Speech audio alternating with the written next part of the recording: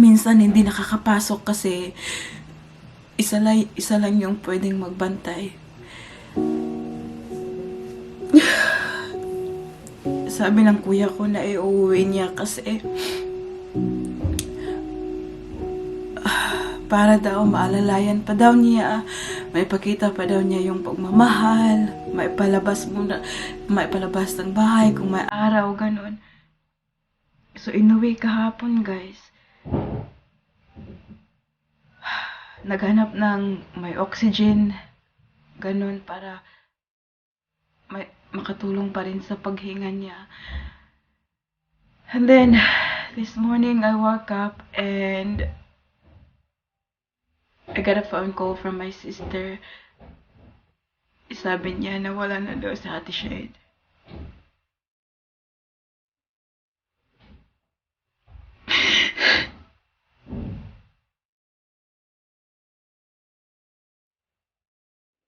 Hindi ako makapaniwala, guys.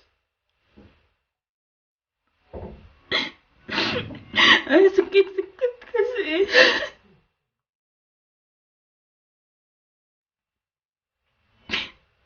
Hindi man lang ako makauwi.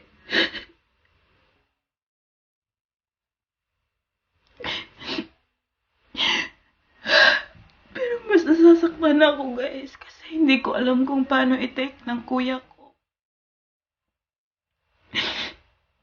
At yung 4 na anak niya, guys, meron pang maliit na 2 years old. Oh my God.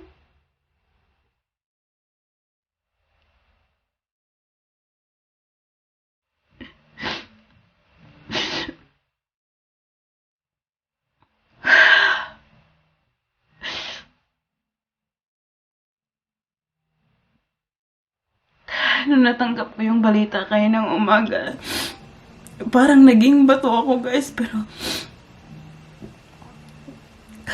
sobrang sigaw ko.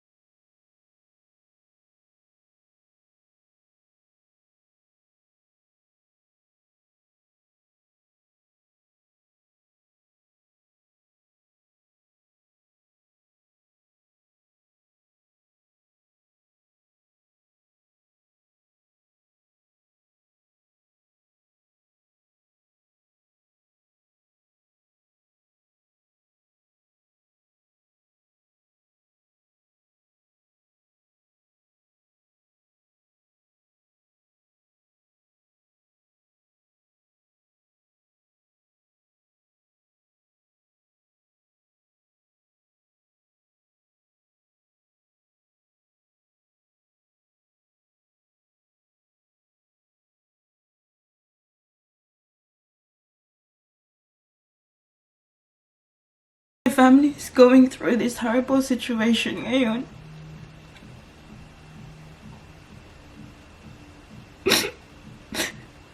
Wala akong magawa kaya nandito ako.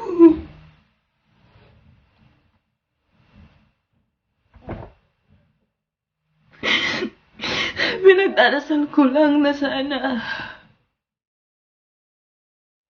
bigyan ni God ng lakas ng loob yung kuya ko na kayanin niya yung mga anak niya, yung maliit niya na anak, guys.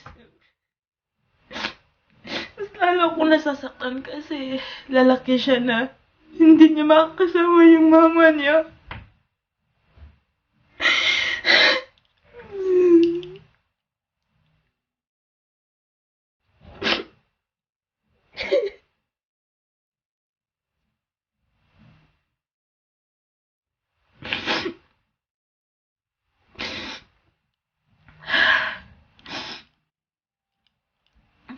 Pero gusto ko lang magpasalamat din sa inyo sa mga prayers ninyo para sa amin. Siguro nga hanggang dito na lang yung siguro nagawa niya yung mission niya dito sa mundo.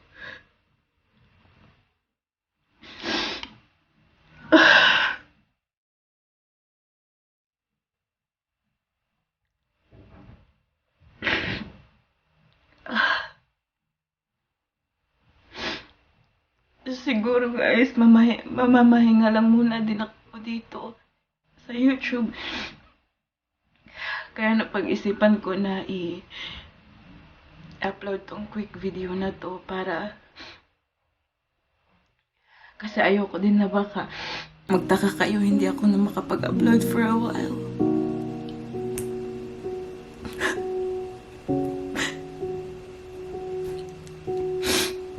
But I'll be back when I can, guys. Ingat tayong lahat. Maraming salamat ulit sa inyo. Maraming salamat.